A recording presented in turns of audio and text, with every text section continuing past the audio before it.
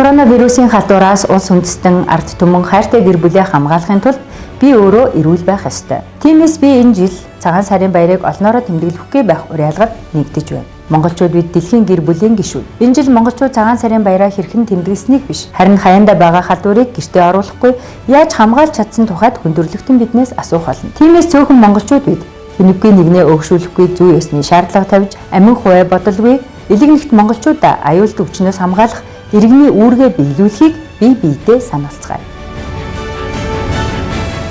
Дэлхийн нийтээр тэмцэж байгаа энэ аюулт тахлыг хамгаалалт бол гэр бүлийн дэг соёл гэж бодож байна.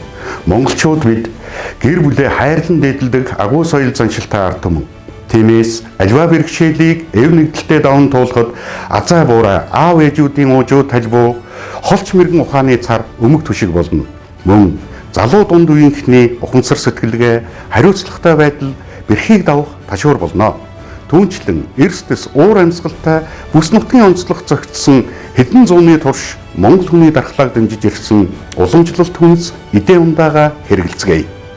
Хөвсгөл нүрийн клуб нь өөрийн хүсэл сонирхлоороо нэгдсэн юм нэгдлийн хамт олон төдийгүй бусдын төлөө гэсэн сэтгэл бид бүхнийг гүн бат нэгтгэж байдаг үлээ. Цар тахал дэлхийн нийтээр дэгдсэн хариуцлагатай цаг үеийг монголчууд бид ийм нэгдэл хамтын хүчээр бэрхэд сөхрөлгүй даван туулж чаднаа. Цагаан сар хэмээх эрх мөндөд баяраа уламжилт баяр хэмээн туйлшралгүй коронавирусын тархалтыг тойрч тэсжүүлдвэл монголчуудын оюун сэтгэхүй хийгээд бие бэлтрийн давтагдчихгүй дархлааг дэлхийд гайхуулсан бидний хүсэж байдаг аялал жуулчлалыг хөгжүүлэх, экспортыг нэмэгдүүлэх гэх мэт эдийн засгийн болон нийгмийн олон гайхалтай үр дүнг бий болгоно гэдэгт итгэж байна.